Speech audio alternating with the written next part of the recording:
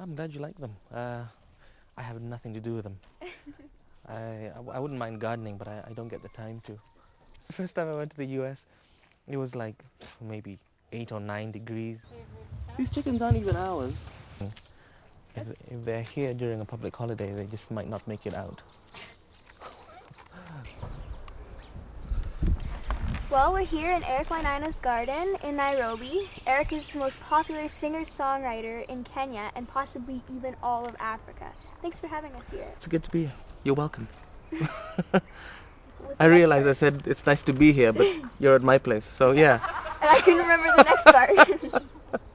So I wanted to talk to you a little bit about your lyrics. A lot of them have to do with social issues in Kenya. There's been a lot to talk about. There's been a lot of political upheaval in Kenya. Even though there's been peace, there's been a lot of dissatisfaction with the government. There's been a lot of dissatisfaction with our standard of living. Instead of turning our violence on our anger on each other, we need to find out exactly what's the cause of the anger in Kenya. Who is to blame? Who's behind this? Is there any song in particular that's really important to you?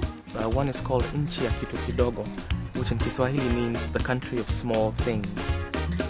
Mzee alisema hakuna cha bure, huo msemo tumeutafsiri kinyume. It's a euphemism for bribery. What used to happen is that someone would offer you a service and you'd give them a tip. It's pretty much a tip, but then there came a point when people would start demanding that in order to perform essential services. For example, you try and get a national ID card or to try and get a passport. People would say, "Hey, can I have some kitu kidogo?"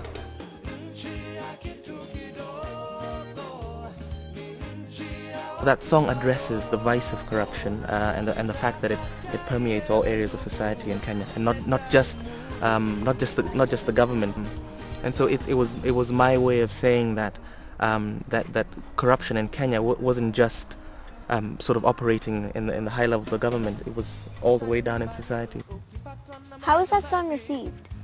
It was received very well by Kenyans, but very badly by the government. I think the song came at a very important time for Kenya, and I'm honored to have been part of it.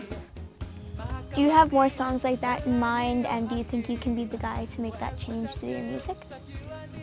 Well, okay, I do also have a couple of love songs, I should say, but as a musician who sort of committed myself to social issues, I do have a couple more like that. I have a couple of songs which sort of trace Kenya's history. I mean, here we were sort of minding our own business, and the colonialists came.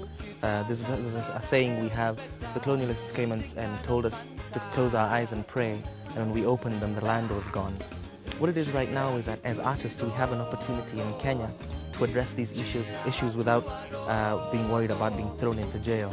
Musicians like myself, artists like myself, are just taking the lead from people who began the work 20, 30 years ago. It's just that climate right now in Kenya allows us to do so without intimidation.